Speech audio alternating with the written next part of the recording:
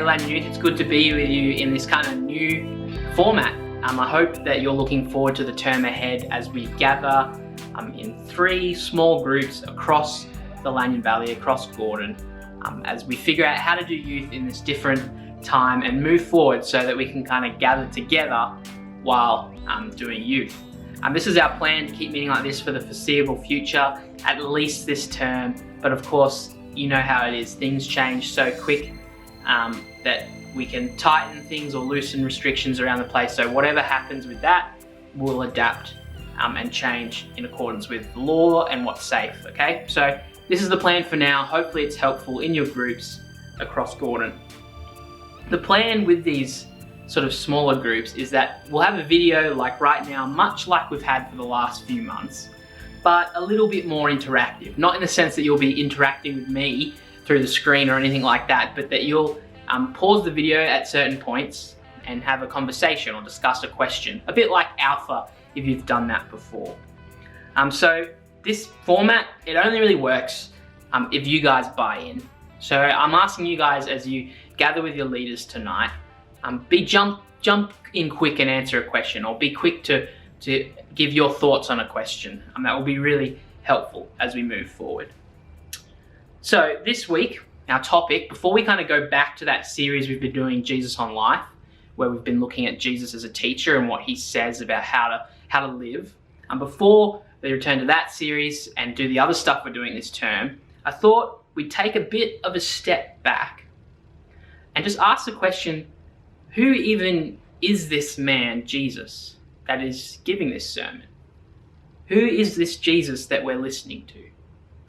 You might kind of remember that in the past we've done different teachings on Jesus based on this book, A Doubter's Guide to Jesus. It's a great book, I recommend it. We've had talks on Jesus the Teacher. We've had talks on Jesus the Healer, Jesus the Christ, different kind of characteristics or important things associated with Jesus. But tonight our topic, it might be a little bit less kind of familiar to you than those kind of teacher, healer, Christ, familiar words. Tonight, the topic is Jesus the Temple. So, my first discussion for us tonight, if you can pause the video in a minute and talk about this, is what do you think a temple even is? Like, what do you imagine when you hear the word temple? What do you think a temple is for, or what do people do there? What do you think a temple is? So pause the video and have a chat.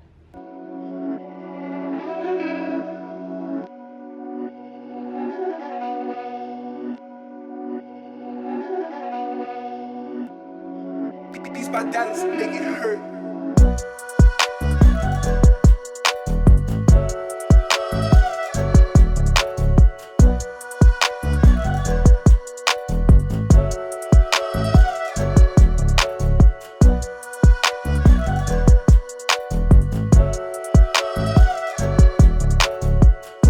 So what even is a temple? Well, the word temple in English, it covers all sorts of buildings from all sorts of different religions, doesn't it? There's kind of all different temples across the world. I mean, you could just go even to Canberra near Hungry Jack's and there's a Buddhist temple there. Or if you went just down the road from my place, there's a Hindu temple. But that's not really the temple we're talking about tonight. We're interested in the Jewish, the Hebrew, the Old Testament temple. Why? Well, that's because that's the temple Jesus spent time at. Because Jesus, he was a Jew, he was a Hebrew, he grew up in a Jewish family reading the Hebrew Bible, and he spent time at the Jewish temple in Jerusalem. I'm going to put it on the screen, a fake image of what this temple would have looked like. You can kind of get a sense from this image, it would have been huge. The size of, like, you know, the MCG, a big football stadium. But this is a fake image because the temple today, it's completely destroyed. We know from history, just kind of 30-ish years after Jesus died, the Roman Empire, they came through Jerusalem and completely ransacked it. They destroyed the temple. So it's no longer standing. And of the few remains left of that temple, there's this 50-meter strip of wall, which is today called the Wailing Wall. Not a whale as in like the one that swims in the ocean, but wailing as in crying out in pain, the Wailing Wall. Modern Jews still to this day, they go to this wall and they pray and they cry out in anguish saying, God, restore the temple. So why is this temple so important to them?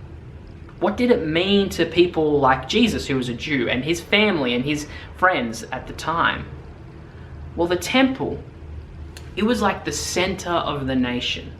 Not just that, it was kind of like the center of their religion and spiritual life.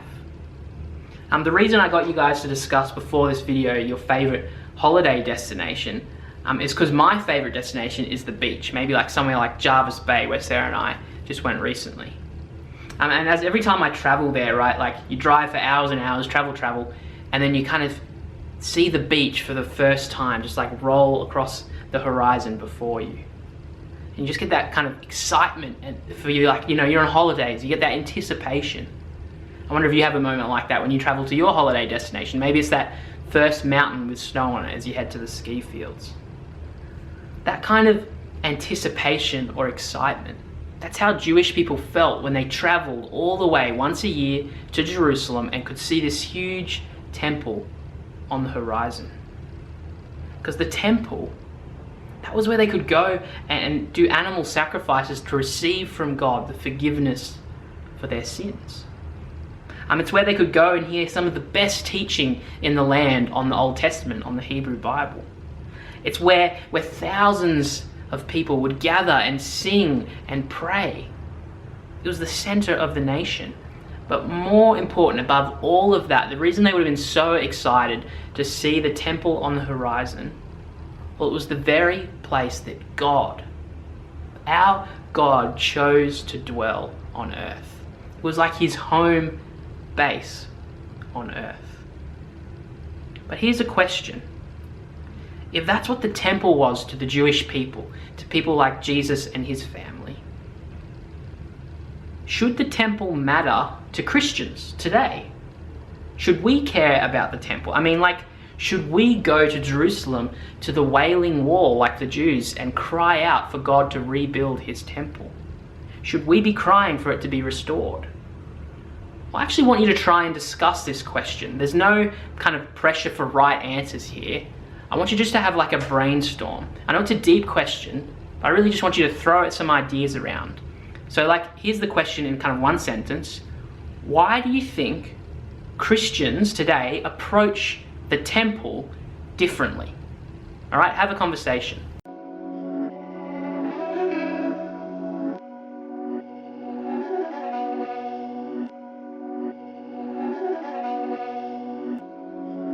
These my dads make it hurt.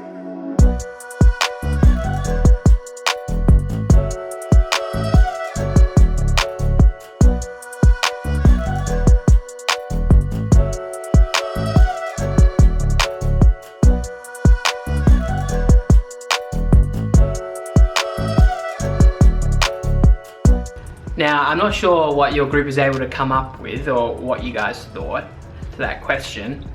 Why do Christians approach the temple differently? But in simple terms, and this is always a safe bet in church, isn't it? The reason we approach the temple differently is because of Jesus.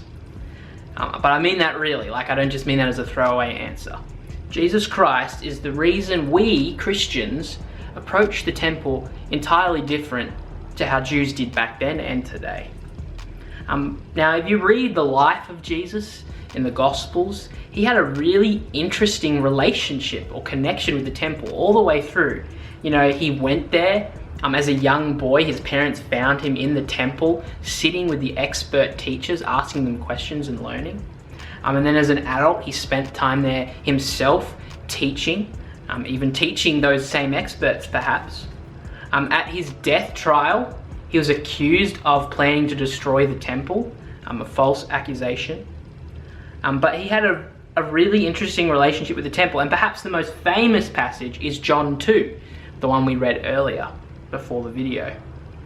In that story we read, he clears out the temple courts, kind of the dodgy salespeople who were ripping off poor people.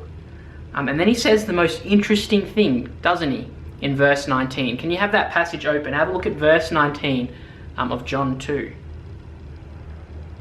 Jesus answered them, "Destroy this temple, and I will raise it again in 3 days." Now, what is Jesus actually talking about here? He confuses the people listening because he's in the temple when he says that, in the temple courts. And so they think he's talking about the literal physical temple in front of them. But then John helpfully tells us, verse 21, but the temple he had spoken of was his body. Wow, Jesus is saying that himself, his body, is the temple while he's in the temple. Wow. This is actually quite an explosive claim. Think about what the temple meant for Jews of the day, how big it was in their nation and their religious life. And Jesus is referring to himself as this temple, as the temple. What do you think Jesus means by this? Why would he say this? Why would Jesus refer to himself as the temple? What do you think he means? Have a conversation in the group.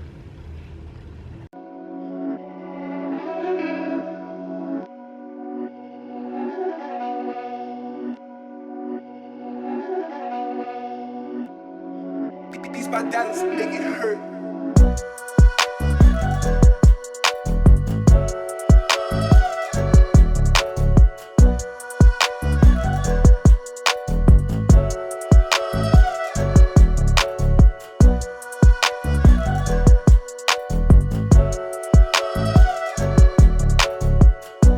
So why would Jesus refer to himself as the temple?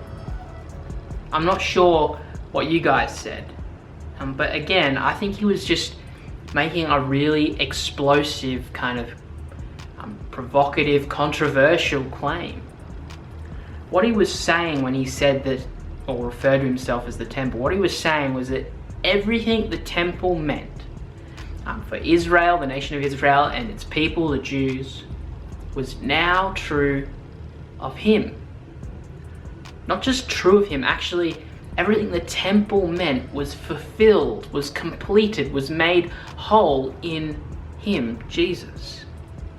So what does this mean? Well, where now would one go for a sacrifice for the forgiveness of their sins? Jesus, the temple. Where now would someone go to hear the best Bible teaching there was? Jesus, the temple. Where now would someone go to truly enter the presence of God? Jesus Christ, the temple. He was the new home base of God's presence. He was the new and true temple. That's what John 2, that's what Jesus is saying. And I want to read you briefly something we're actually told about when Jesus dies, which helps us understand this.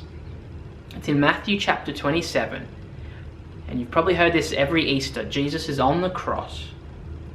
In the moment he dies, Matthew writes, the curtain of the temple was torn in two from top to bottom. This has all sorts of meaning, but at least one is that the final sacrifice of Jesus on the cross meant the temple was no longer needed. The curtain was torn in two. It's as if Matthew, as he writes about this moment, is telling us this cross, this sacrifice of Jesus, is a full stop on the old school temple system. Jesus, the temple, had come. He replaced the old physical temple in Jerusalem. Jesus, the temple, had come, the place to receive forgiveness, the place to meet and encounter God's presence. And I think as Christians, this is good gospel news. It means you don't need to go to the Wailing Wall. You will respect it, of course, and I'm not kind of slamming that or anything like that, but you don't need to go to the Wailing Wall as a Christian. Because we believe the old school temple, which lies there in rubble, has been replaced by something better. We believe as Christians that anyone who wants to find God's presence, anyone that wants to learn his teaching and enjoy his forgiveness, they don't need to jump on an aeroplane and travel to Jerusalem. Jesus, our temple, can be approached from anywhere. And I hope you don't take that for granted. And so how might all this kind of, big historical cosmic stuff we've been talking about in this video, how might this help us here and now? Well, here's how. It means that no matter where we are, if you're in a lounge room, at the Evans or the Holtz or the Gordon Community Centre, or at home or wherever, we can go to the temple. We can enter God's presence. Because Jesus is always available and accessible. He's always with us. No longer must we kind of physically move somewhere else in the world to encounter God and go to a temple. The only thing we need to move is our heart towards God. The only thing we need to move is to lift up our souls in prayer to our Heavenly Father, to Jesus, our temple. And so just a final word, no matter what happens this term, no matter what happens with youth and with COVID, no matter what changes we go through, this fact will not change. Jesus is our temple. God is available and accessible to you and to us. He's not far away from any of you. He is our temple. He's always approachable, always with us. And so how about on that note, as I wrap up, we enter into the presence of God. We enter into our temple through prayer. I'm not going to do that. I'm actually going to hand it over to you guys. So I hope now you can pray with your leaders and enter the temple. Come to Jesus, the new temple.